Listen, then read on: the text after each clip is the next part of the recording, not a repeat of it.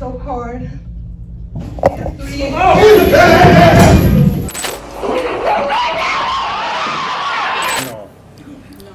Would you give me 1 minute? Well, I'm going to have to get something on.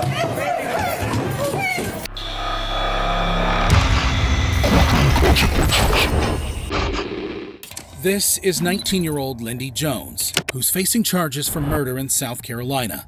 In August 2019, Lindy murdered 18-year-old Willie Antoine Fields. Following investigations, Lindy Jones and his younger brother, Deleon Jones, were arrested. Now in court, the mother of the victim, Angela Fields, has some words for Lindy. Honor, I just want to let you know what they took from me. They took away my only child.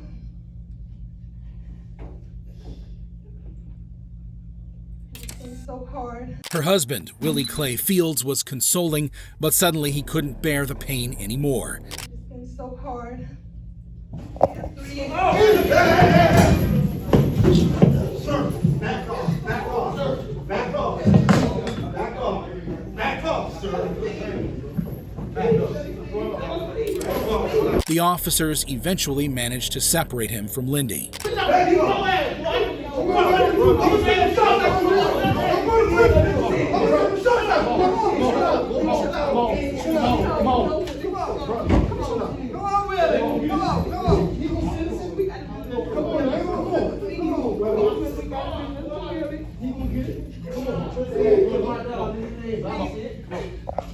Eventually, Lindy was sentenced to 35 years in prison, and his brother, Deleon, received a 6-year sentence in juvenile prison. But this wasn't the only time families snapped in court. Like in the case of Diamond Alvarez, Diamond's mother was in court for the trial of 19-year-old Frank Deleon Jr., who fatally shot their 16-year-old daughter 22 times. On January 11th, 2023, Diamond was walking her dog when Frank fatally shot her. Police investigations revealed that the two had been in a relationship and were on the verge of a breakup. Frank was promptly arrested. If you thought Frank would show remorse for his crimes, be prepared for his jaw-dropping conduct during the proceedings. In court, Diamond's mother tells the man who had wickedly ended her daughter's life how she felt. As she was giving her statement, Frank smirked at her. Enraged, Diamond's mother went to confront him.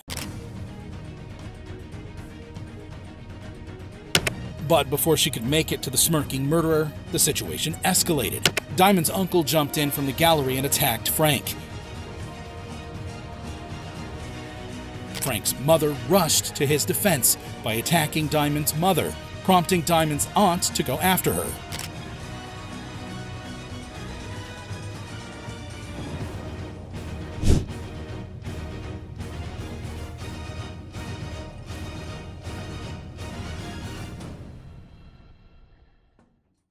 Eventually, the police were able to separate the two families. Following the brawl, Diamond's mother told the media, "It was wrong of me. That was wrong of us because we're not monsters. But it's so much hate because I want my daughter back. And what he did it was horrible. Seeing my daughter there and looking at him that he did that and he's laughing in my face. It was very wrong, and I'm so sorry for that." In the end, Frank accepted a plea deal and was sentenced to 45 years in prison. Fortunately, deputies were ready and stepped in before utter chaos ensued. But the same can't be said for the case of 25-year-old Tristan Lamoreaux, who's facing charges for first-degree murder in Utah. On August 23, 2009, Tristan shot his wife, 19-year-old Misty Lamoreaux, in their house. Tristan was eventually arrested. Now in court, Misty's brother, Jason Wilson, walks up to the podium to deliver a victim impact statement, but not before giving Tristan the death stare. While the magnitude of Tristan's crimes is daunting, his courtroom behavior will leave you in disbelief. While Jason tells the court how the murder has affected him, Tristan appears unconcerned, rocking back and forth in his chair. After a few minutes of addressing the judge, Jason turns his focus to his sister's killer. But Tristan's lack of remorse infuriated him, and he wanted to let him know how he felt.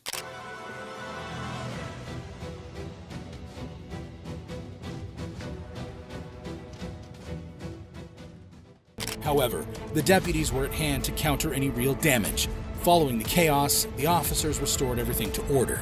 Eventually, Tristan was sentenced to 15 years to life in prison. However, Jason Wilson wasn't alone in their courtroom actions, like in the case of Michael Madison, a serial killer who was facing multiple charges, including 3 counts of murder in Ohio. Between 2012 and 2013, Michael killed 3 women before he was eventually arrested. Before his preliminary hearing, Michael learns the magnitude of his crime. Mr. Madison, I'm going to read to you the nature of the charges against you and summarize each one for you, as well as giving you the potential penalties. I know you've had a chance to speak with counsel. Is that correct, sir? Yes. All right. In the first charge, you're charged with aggravated murder in violation of Ohio Revised Code 2903.01. It states that on or about the 22nd day of July, you did purposely cause the death of an unidentified female while committing another felony. The offense was committed 1 week to 9 months prior to the finding of the body. That is a Jane Doe murder. The second murder is the same date, on or about the 22nd day of July. Michael Madison did purposely cause the death of an Angela Deskins while committing another felony. The offense was committed 3 weeks or a few weeks prior to the finding of the body. And then there's a third murder charge. On or about the 22nd day of July, Michael Madison did purposely cause the death of an unidentified female while committing another felony. The offense was committed 1 week to 1 month prior to the finding of the body.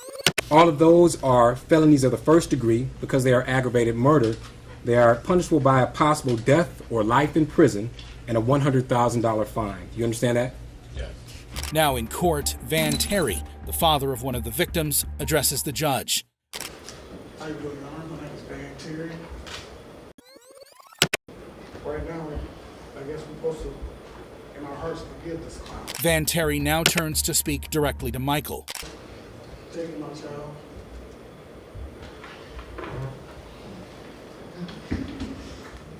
However, the real shocker came when Michael unleashed his madness in the courtroom by smirking at Van Terry, unleashing chaos.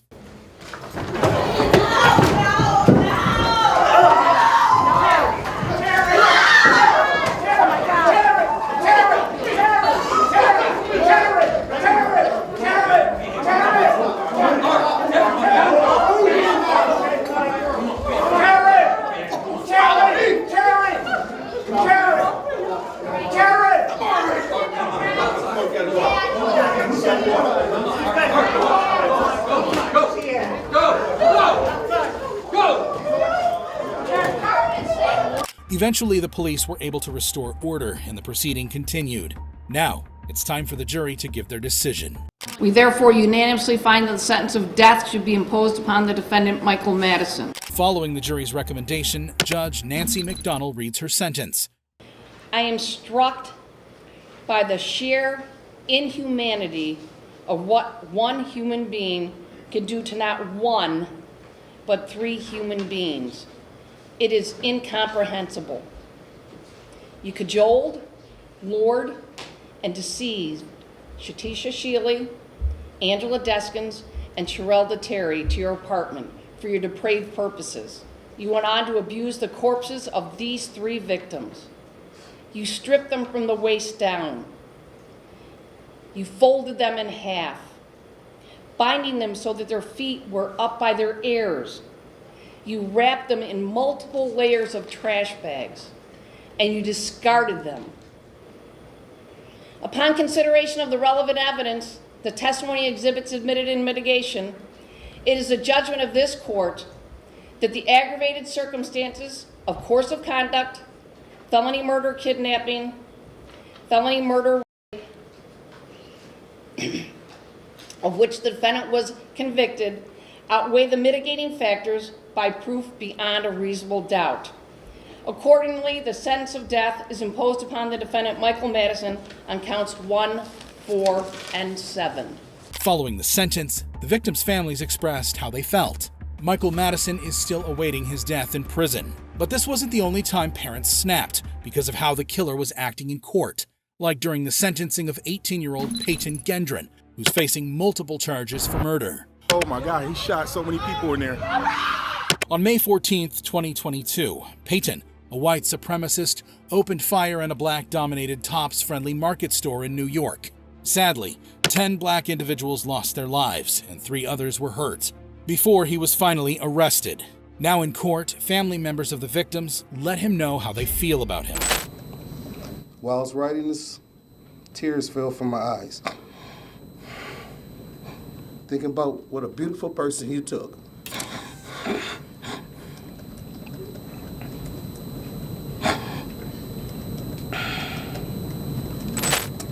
My daughter, Robbie Drury, was a young woman. She was not married. She had no children. She never will. Robbie was our youngest daughter. When people ask, how many children do you have? I don't know what to say. You destroyed our lives forever. It's not a day that goes by that I won't remember May 14th and being 2 minutes sooner. I could have been in that store. And all I think about is, could I have saved my aunt? Could I have helped her get away from the bullets? Or could my mom be suffering more and lose her daughter, her granddaughter, and her sister? One of the most touching statements was from Barbara Massey. My name is Barbara Massey. I'm Catherine Massey's sister. You killed my sister. Cat was an aunt. She was a great aunt. She was a cousin. She was a friend. Cat said she was a committee of one. There's nothing Cat wouldn't do for people. I want personally to choke you and leave my fingerprints on your neck because it was unnecessary. You leave 200 miles to come to Buffalo. You don't even know any black people. I want to choke. You better think those places. You better say, cops, thank y'all for protecting me because I will hurt you so bad. You have made me sick. You got my family crying. I miss my sister every day. You don't like black people. Man, you don't know a damn thing about black people. We're human. We like our kids to go to good schools. We love our kids. However, while she was speaking, a supposed family member wanted to let Payton know how he felt. We never go in no neighborhoods and take people out. Don't do it.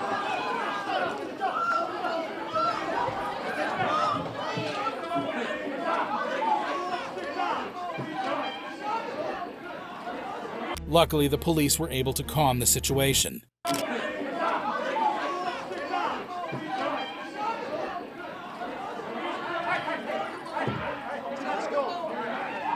Now it's Payton's turn to speak.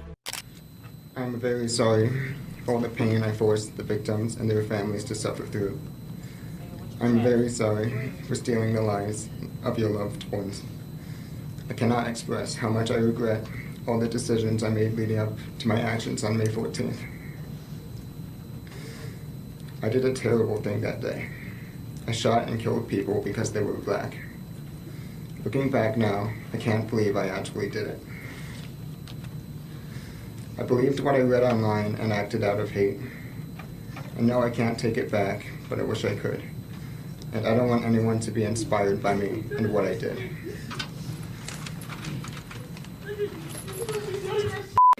You don't need none of that shit! Out of here! You don't need that shit! Eventually, the judge reads her sentence. The damage you have caused is too great, and the people you have hurt are too valuable to this community. You will never see the light of day as a free man ever again. It is the judgment of this court for your conviction under the first count of the indictment, a domestic act of terrorism motivated by hate in the first degree, an A1 felony, that you be sentenced to life imprisonment without parole. Payton was sentenced to life imprisonment without the possibility of parole. But this wouldn't be the last time a parent lunged at the perpetrator in court. Take, for example, the case of Larry Nassar, who is facing multiple charges for sexual abuse. Larry was a sports doctor at Michigan State University and with USA Gymnastics when police received reports for his crimes. However, during investigations, Larry had a different story. I don't get it. Why didn't she say something if she was if she was feeling violated in any way, shape, and form, there was no communication. Okay. Do you ever get aroused during these exams? I shouldn't be getting during an exam. Right. Well, this is why I'm talking to you about this, because this young girl and her mother both observed this on more than one occasion during treatment. If there was arousal, it's you know what I mean, like it would be because of whatever, I don't know, but I'm not trying to, you know what I mean? Whatever, I don't know. Well, I don't know. When you're a guy, sometimes you get. The truth caught up with him and he was arrested. Now in court, his victims take to the stand. I testified to let the world know that you are a repulsive liar. One after the other. I am Jessica Tomashow, also known as Victim A. I was sexually assaulted by Larry Nassar when I was 9 and 12 years old. You broke and shattered a lot of girls. You manipulated us to trust you because you're a doctor, and doctors do no wrong, only heal. You are not a healer. Now it's time for the parents to address Larry. I don't know who you are now. Maybe I never knew. Maybe none of us did. But Larry, you did this to yourself. And you did this to us. Inmate Nassar. That is what your name is. And don't you forget that. And while we all are moving mountains, you, Larry, will have no choice but to sit in prison and wait to die. And I said, are you ready to go to lunch? And she's like, no, Mom, I just want to go home. And I said, what's wrong? Are you in pain? And she said, Mom, I just want to go home. And I said, okay. So we got in the car and I said, and she started bawling. And I said, Chelsea, tell me what's wrong. And she said, Mom, he put his and they weren't gloved. And I said, Chelsea, I was right there in the room. And she goes, you couldn't see what was going on, Mom. And she said, he hurt me. In 2009, she took her own life because she couldn't deal with the pain anymore. It'll be 10 years in March. For this particular parent, Larry's tears hold no value. Words were not enough. I would ask you to, as part of this sentencing, to grant me 5 minutes in a locked room with this demon. Would you do that? Yes or no? No, sir. Would you give me 1 minute? You know that I can't do that. That's not how it is. Well, I'm going to have to get something on.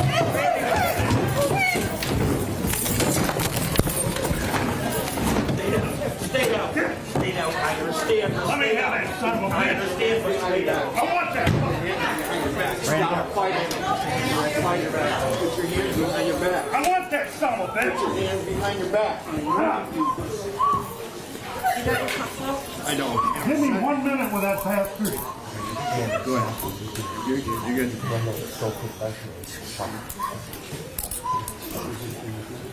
Eventually, Larry takes to the stand. What I'm feeling pales in comparison to the pain, trauma, and emotional destruction that all of you are feeling. There are no words that can describe the depth and breadth of how sorry I am for what has occurred. An acceptable apology. In the end, the judge gives her sentence. I find that you don't get it, that you're a danger. You remain a danger. I am a judge who believes in life and rehabilitation when rehabilitation is possible. I have many defendants come back here and show me the great things they've done in their lives after probation, after parole. I don't find that's possible with you. Your decision to assault was precise, calculated, manipulative, devious, despicable. I don't have to add words because your survivors have said all of that. I don't want to repeat it. Sir, I'm giving you 175 years, which is 2,100 months. I just signed your death warrant. I I need everyone to be quiet. I still have contempt powers. I told you I'm not nice.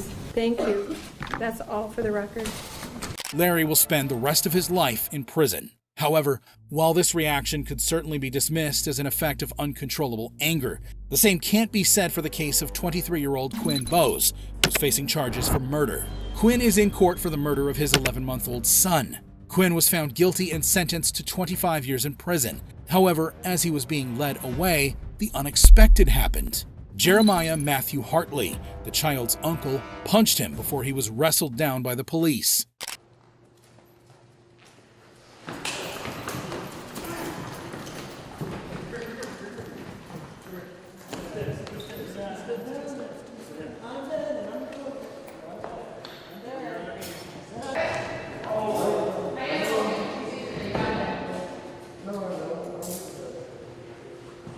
Jeremiah was eventually sentenced to 179 days in jail for his actions.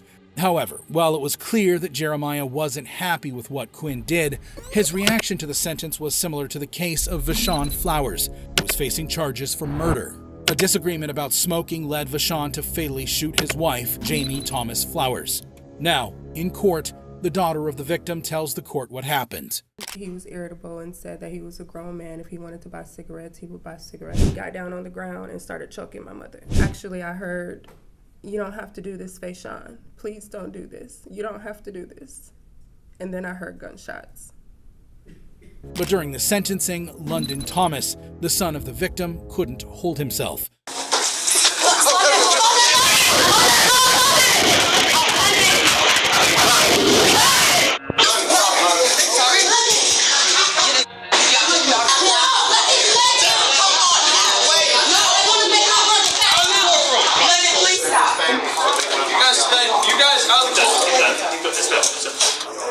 Vashon was eventually sentenced to life imprisonment. When emotions run high in court, the actions of London Thomas and Kevin Hall leave us questioning sanity itself. This is 15-year-old James Douglas Gonzalez, who's in court for killing Edward Hall. In court, the jury found James guilty of negligent homicide and not murder. Enraged, Kevin Hall, the younger brother of the victim, acted.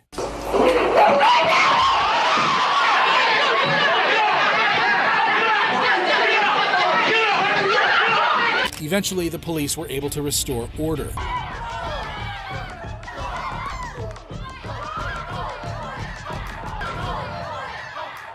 James escaped the attack without injuries, and Kevin was sentenced to 5 days in jail. Just when you thought you've seen it all, another convict surpasses Kevin Hall's wild courtroom display. Enter Dwayne Smith, who's in court for the sentencing of Clifford Thomas. Clifford and his girlfriend were arrested for killing 3-year-old Jamila, the daughter of Dwayne Smith. In court, Dwayne approaches the stand to deliver his victim impact statement, but decided to make another kind of impact.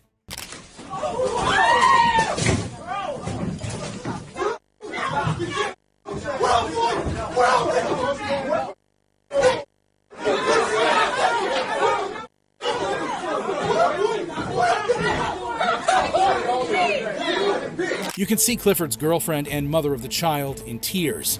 Eventually, the police separate the two men and the session is rescheduled. Clifford and his girlfriend were later sentenced to up to 15 years in prison. Dwayne Smith is a prime example of a victim acting crazy in court. However, could Dale Williams' case be considered even a little crazier? This is Dale Williams, who is facing charges for murder. In June 2017, Dale ran his ex-girlfriend, Elizabeth Pledger Stewart, off the road, causing her to crash. Dale then fatally shot her multiple times as onlookers watched.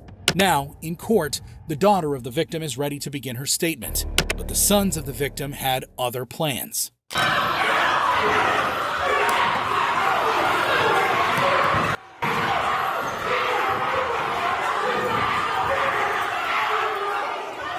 The police had to use their tasers to bring order to the court.